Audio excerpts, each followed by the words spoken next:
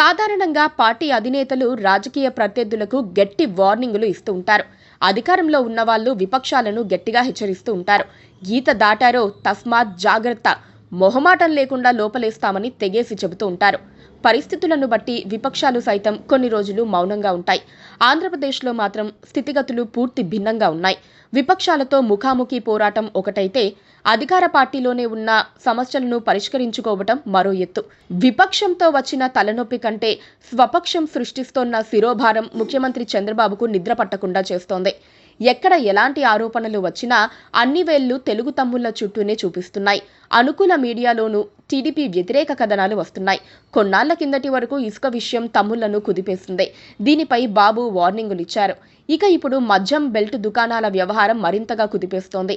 Belt దుకాణాల నిర్వహణకు అనంతపురం, కర్నూలు, విశాఖలోని 3 నియోజకవర్గాల్లో వేలం వేసినట్టు వచ్చిన వార్తలపై స్పందించిన సీఎం బెల్ట్ షాపులు నిర్వహిస్తే బెల్ట్ తీస్తానంటూ హెచ్చరికలు జారీ చేశారు. ఈ 2 అంశాలకు మించి ఇప్పుడు జేసీ ఫ్యామిలీ వర్సెస్ ఆదినారాయణ రెడ్డి వివాదం ఆంధ్రప్రదేశ్ను కుదిపేస్తోంది. అది తాడిపత్రి వర్సెస్ జమ్మలమడుగుగా మారిపోయింది. ఫ్లై యాష్ అంటే బూడిద కాంట్రాక్టు కోసం కొట్టుకోవటం ఒక వంతైతే, ప్రాంతీయంగా ఆధిపత్యం కోసం జరుగుతోన్న పోరుగా భావించాల్సి రావటం మరో వంతు. ఇరు వర్గాలు రోడ్డున పడి కొట్టుకుంటూ అధికార టీడీపీ పరువును రోడ్డుకిచ్చుతున్నారు. జమ్మలమడుగు పంచాయతీ తీర్చేందుకు ఇరు వర్గాలను చంద్రబాబు అమరావతి పిలిపించారు.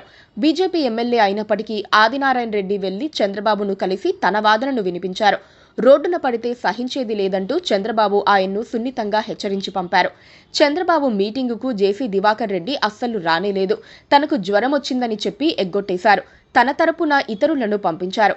చంద్రబాబు పిలిచిందే గొప్ప అనుకుని రావాల్సింది పోయి జ్వరం పేరుతో తప్పించుకుంటారా అని టీడీపీ నేతలు చర్చించుకుంటున్నారు.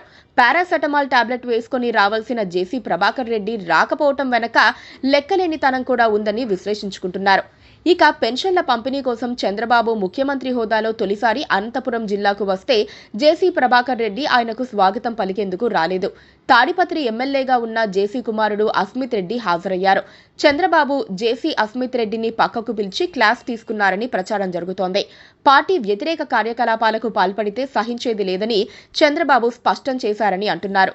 జేసీ అస్మిత్ రెడ్డిని విమానాశ్రయంలోనే పక్కకు తీసుకెళ్లి చెప్పాల్సింది కటువుగానే చెప్పారని అంటున్నారు. పార్టీలో ఎవరికి వారు ఇష్టం వచ్చినట్లుగా ప్రవర్తించవద్దు అని క్లాస్ తీసుకున్నారని టాక్ నడుస్తోంది.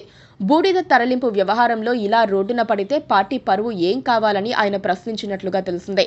మరోసారి ఇలాంటివి రిపీట్ చేయవద్దని వార్నింగ్ ఇచ్చినట్లుగా చెప్పుకుంటున్నారు. 2 సార్లు చంద్రబాబు మీటింగుకు జేసీ ప్రభాకర్ రెడ్డి రాకపోవటం ఆయన నిర్లక్ష్యానికి నిదర్శనంగా నిలుస్తుంది. జేసీ స్వాతంత్రం ప్రకటించుకున్న సామంతరాజులా వ్యవహరిస్తున్నారని చెప్పుకుంటున్నారు. ఆయన మదిలో వేరే ఆలోచనలు ఉన్నాయా అన్న చర్చ కూడా జరుగుతోంది.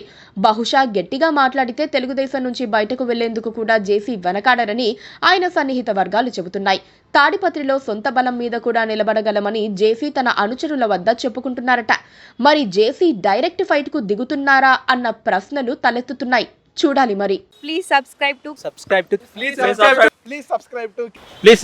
KTV Telugu. KTV Telugu. KTV Telugu. KTV Telugu channel.